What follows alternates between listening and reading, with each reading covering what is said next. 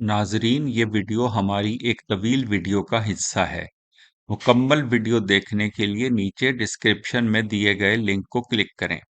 ناظرین، بہائی مذہب کا بانی بہاؤاللہ 1817 میں ایران میں پیدا ہوا اور 1892 میں فوت ہوا۔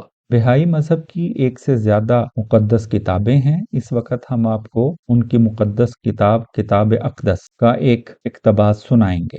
اس نام کے ساتھ جو ہے حاکم اس کا، جو کچھ تھا اور جو کچھ ہوگا، بے شک پہلے ہی جو کچھ لکھ دیا خدا نے بندوں پر، پہچاننا روشنی وہی اور ابھارنا اس کا حکم، جو تھا اس کے اپنے مقام سے، جہان کے کام اور مخلوق میں سے جو بھی پہنچ جائے اس سے، پس پہنچ گیا تمام بھلائی تک، اور جو رہ گیا محروم بے شک وہ ہے گمراہوں میں سے۔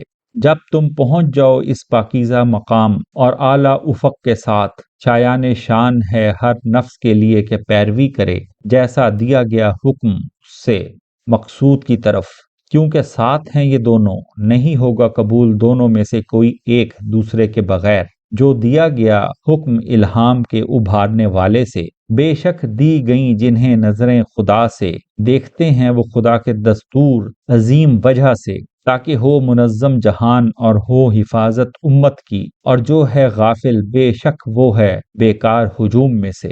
بے شک ہم نے ہدایت دی ہے تمہیں توڑنے کو نفس اور خواہشات کی وہ پابندیاں جو کہ نہیں لکھی گئیں قلم اعلیٰ سے، بے شک یہ ہیں زندگی کی روح ان کے لیے جو ہوں ممکنات میں سے۔ آ چکے ہیں سمندر حکمت اور بیان کے، کیونکہ چل پڑی ہے ہوا رحمان کی، پکڑ لو اس کو اے عقل والو۔ بے شک وہ جو توڑتے ہیں وعدہ خدا کے احکامات میں سے اور پھر جاتے ہیں اپنی پیٹھوں پر، وہی ہیں گمراہوں میں سے۔